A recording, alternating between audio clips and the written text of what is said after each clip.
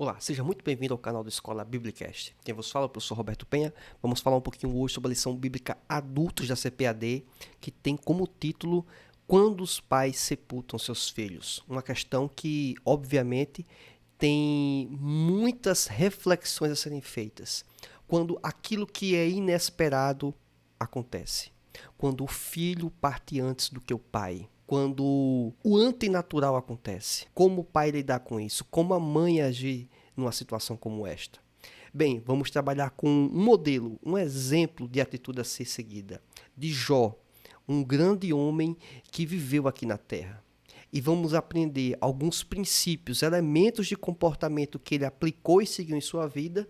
E vamos pensar e refletir sobre a possibilidade desse risco acontecer em nossas famílias.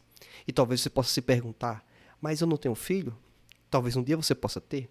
Aí você pode dizer, mas eu não tenho mais nenhum e nem tem como ter mais. Perfeito, mas você faz parte de uma comunidade, de uma igreja, em que as pessoas carecem e precisam, em alguns momentos, de um direcionamento, de uma palavra. E nessa hora, talvez seja você a pessoa a fazer isso. Então, temos aí elementos, justificativas muito pertinentes a considerarmos nessa lição bíblica. Vamos lá? Na lição específica de hoje, vamos trazer aqui como texto áureo o texto em 2 Coríntios, capítulo 4, do versículo 8 ao 9, que diz assim: Em tudo somos atribulados, mas não angustiados, perplexos, mas não desanimados, perseguidos, mas não desamparados, abatidos, mas não destruídos. Uma coisa que acontece muito dentro do ambiente cristão, na verdade com qualquer pessoa, em qualquer ambiente. A situação em que ela vai ter adversidades, complicações, coisas que fogem ao seu controle. Mas mesmo diante disso, nós não vamos ser derrotados, porque estamos plantados junto à videira verdadeira. Estamos na pedra, o alicerce fundamental, a pedra de esquina. A nossa base não é em nós mesmos, não é numa filosofia, mas sim no próprio Cristo. Então, vamos trazer aqui algumas reflexões sobre isso. A verdade prática diz assim: não devemos ser indiferentes à morte inesperada, mas também não podemos nos desesperar como quem não tem esperança, né? Então, algumas pessoas realmente se desesperam quando perdem pessoas muito próximas, e em específico a lição bíblica dá essa conotação, os próprios filhos, né? Seguindo aí o que não é o natural da ordem, né? Natureza, é os pais partirem antes do que os filhos. Leitura diária, uma série de textos bíblicos, obviamente recomendo que você os considere todos eles. Bem, a leitura oficial se encontra em Jó, capítulo 1, versículo 13 e depois do 16 ao 19. E vou ler esse trecho aqui porque vai servir de pano de fundo para a lição de hoje. E sucedeu um dia em que seus filhos e suas filhas comiam e bebiam vinho na casa de seu irmão primogênito.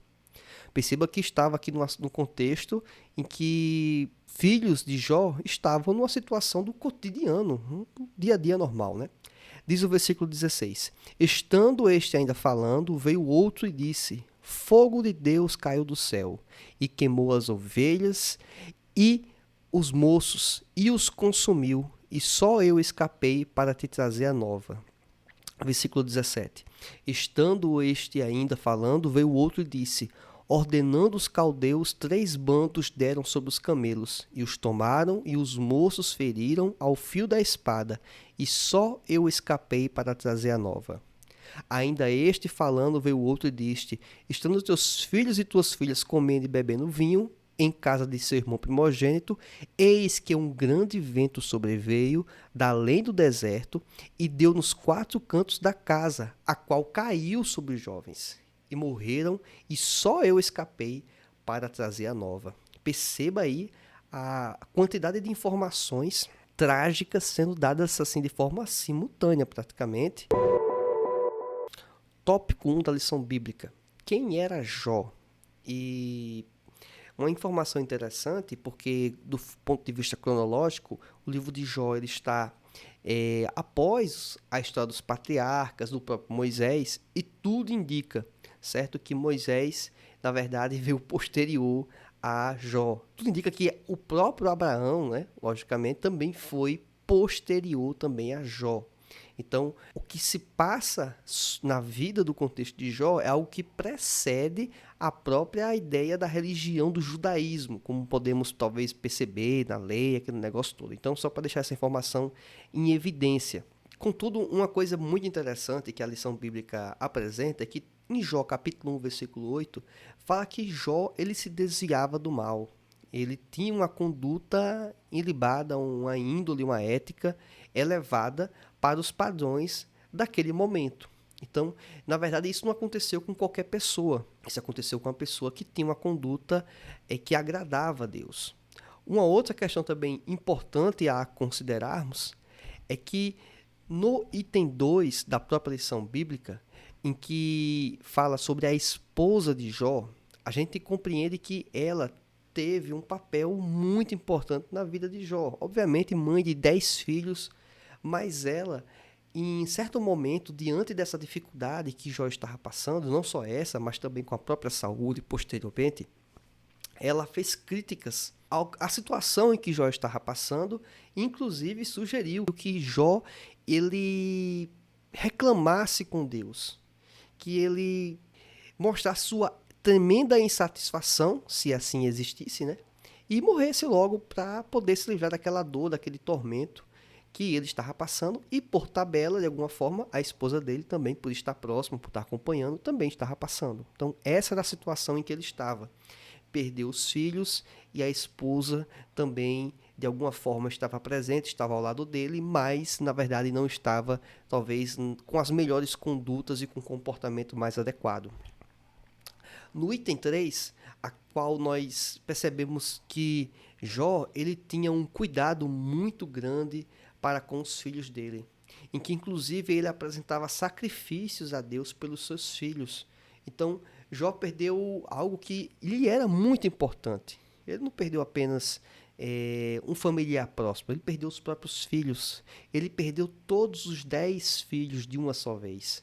Então, imagina o baque disso, de uma pessoa real, né, ocorrendo, uma pessoa que temia a Deus, fazia oferendas a Deus, oferecia sacrifícios a Deus, e tudo isso com o objetivo de agradar a Deus, de ser um exemplo, um modelo para os próprios filhos, e mesmo assim ele perdeu tudo isso.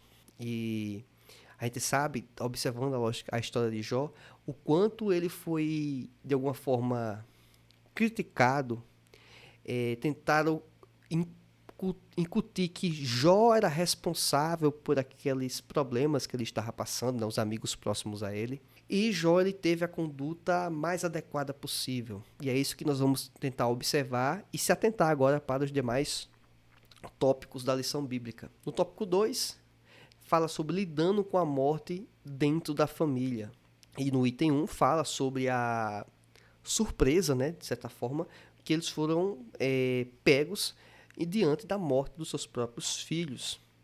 Mas uma coisa que nós devemos nos atentar é que a nossa confiança, como diz a lição bíblica, está em Cristo. E por causa de sua ressurreição, podemos afirmar que a morte não nos reterá na sepultura. Mas é o quê? Um meio, um caminho, né, para que possamos chegar e vivermos a vida eterna em sua plenitude. Na verdade, a vida eterna já começa aqui em vida, né? Em vida física aqui como estamos. É apenas uma transição. E se Jó bem instruiu os filhos dele, se os filhos dele estavam perseguindo o caminho adequado, eles estariam e vão estar na eternidade, e Jó vai poder desfrutar disso com eles, né? Isso é uma informação importante, mas na hora da dor, na hora do sofrimento, é muito complicado, mesmo sabendo das grandes verdades bíblicas, né? No caso de Jó, ele não tinha todo esse conhecimento teológico, a qual nós temos o próprio da história de Jó nos servindo de exemplo, o que é, obviamente, um fator mais dificultador, né? Para ele poder compreender, mas Jó tinha um grande relacionamento com Deus, né? E certamente Deus trabalhou e confortou o coração de Jó. Jó ele soube lidar bem com isso, a gente vai tentar entender, né? Por mais que ele tenha tido o momento do luto, como bem apresenta o subitem 2, razões para a tristeza do luto do Jó e de sua mulher. Lógico, você perdeu os seus familiares. Isso é momento de tristeza, de dor. Não tem como descrever isso. Só quem passou, só quem perdeu o pai, a mãe, o irmão, a irmã, o próprio filho, é que vai ter uma dimensão do que pode ser isso. Mas é importante o nosso papel, não apenas a pessoa que está eventualmente passando por isso, mas quem está em volta, a igreja, a comunidade. Porque em Eclesiastes capítulo 3, versículo 4, fala que há momentos de alegria, de sorriso, né? E momentos de tristeza, de choro, de dor. E nessas horas é importante que a igreja tenha essa dimensão, compreenda isso e possa participar disso. Se alegrar no momento da alegria e chorar com seu irmão quando está chorando, quando está sofrendo.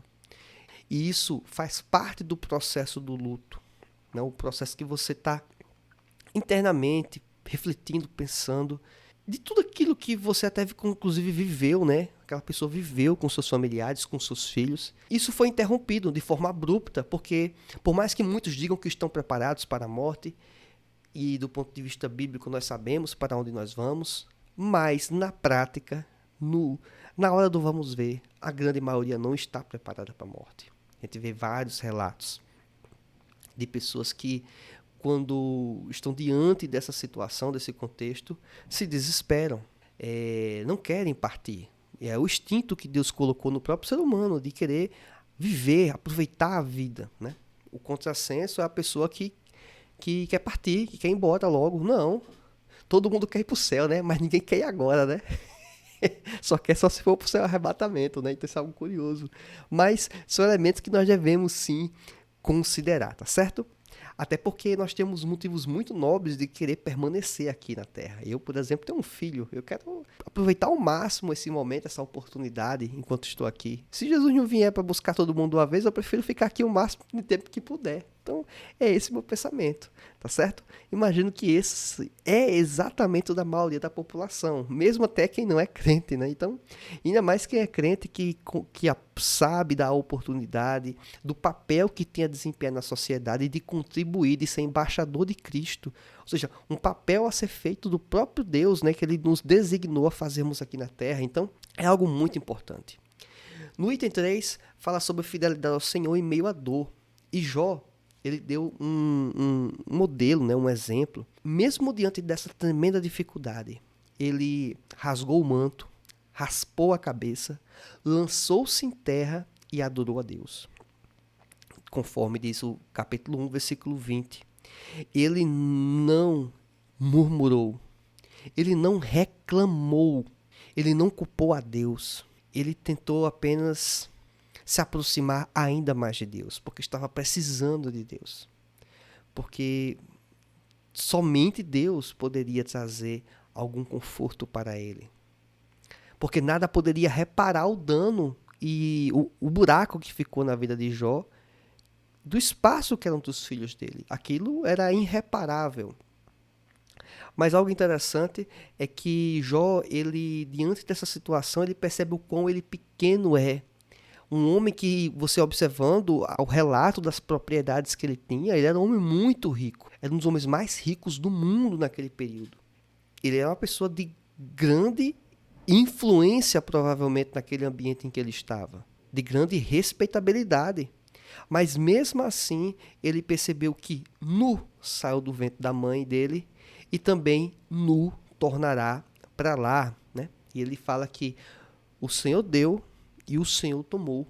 Bendito seja o nome do Senhor. Ele compreendeu o quão pequeno é e o quão Deus grande é no mundo, na vida dele. E que as coisas pertencem a Deus. E que ele, de alguma forma, é o quê? É um mordomo. Lições bíblicas anteriores já tratamos sobre essa questão. Então a gente percebe que Jó, ele teve diante desse momento de dor, ele teve um vislumbre e ele compreendeu um pouco mais, ou ainda mais, quem ele é, quem nós somos e quem Deus é. E essa questão de sabermos quem somos e saber quem Deus é faz muita diferença no nosso relacionamento com Deus. No tópico 3, os cristãos e o luto. E interessante que no subitem 1 diz, não culpe a Deus. Isso mesmo. Não é muito difícil, nos momentos de perdas inesperadas, o ser humano se desesperar e passar a blasfemar contra Deus. Mas não é isso que vimos e observamos em Jó, conforme o capítulo 1, versículo 21 e 22. É muito comum as pessoas procurarem os culpados.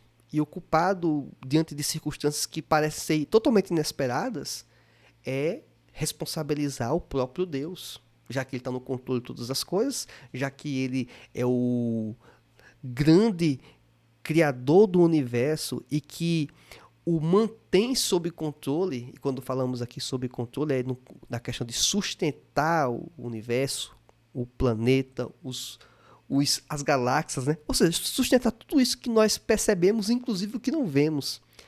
Mas isso não quer dizer que Deus seja o responsável do mal, que é uma outra questão, a gente não vai discutir hoje aqui, tem materiais, cortes inclusive do canal, que falam sobre essa questão, sobre o problema do mal. Mas devemos suportar o sofrimento com paciência, é a recomendação que o comentarista da lição bíblica sugere, obviamente baseado na própria Escritura Sagrada.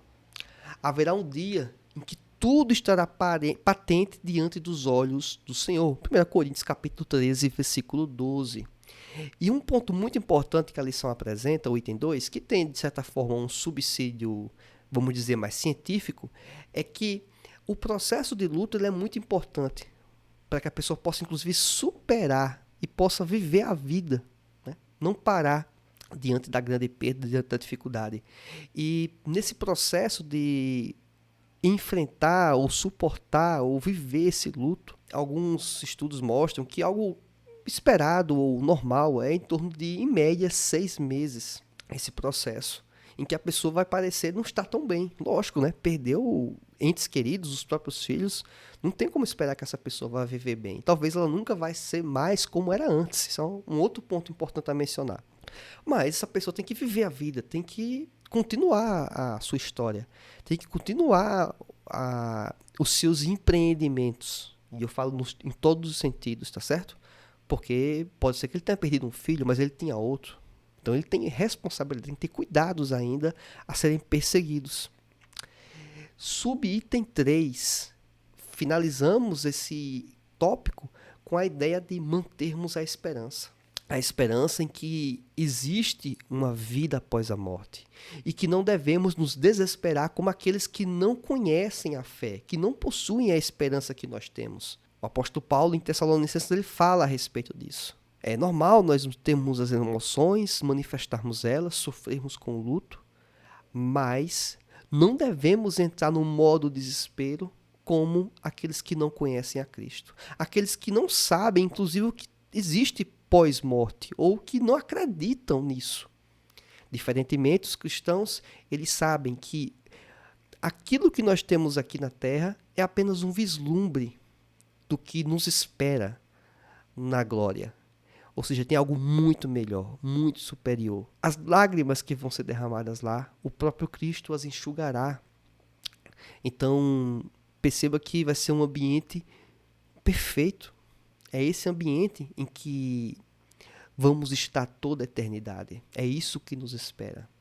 Então, que nós possamos tentar compreender essa lição bíblica na perspectiva de quando isso acontecer comigo, se acontecer comigo, como eu tenho que lidar com isso? E alguém pode dizer, é melhor não pensar sobre essas coisas. Não, é melhor você pensar sobre essas coisas. Você, pelo menos, refletir que existem as possibilidades dessas coisas acontecerem. E, em média, né? Em média, infelizmente, essas coisas vão acontecer. A não ser que você seja o primeiro a partir, né? E ninguém quer morrer cedo. Também tem esse outro elemento, né? Mas temos que saber que isso é parte da vida, é parte do processo que estamos vivendo aqui. E que possamos tentar minimamente enfrentar isso com dignidade, com serenidade. E quando acontecer com os nossos irmãos, pessoas próximas, possamos também conversar com elas, chorar com elas, certo? Isso é muito importante. E, obviamente, nós temos que entender, como diz o salmista no Salmo 73, versículo 26, ainda que a minha carne e o meu coração desfaleçam, Deus é a fortaleza do meu coração e a minha herança para sempre. Então nós devemos voltarmos os nossos olhos, nossas intenções para o próprio Deus. É esse o grande objetivo. Imagino que esse conteúdo tenha sido útil para você. Se você chegou até aqui, recomendo que você se inscreva no canal. Se você estiver acompanhando nas plataformas de podcast, assim também o faça. Existe também aqui, logo abaixo, o caminho que você pode nos procurar nas redes sociais e, obviamente, se você achou pertinente esse conteúdo, compartilhe com outras pessoas. Nos vemos na próxima aula. Que Deus te abençoe. Fique na paz do Senhor. Tchau, tchau e até mais.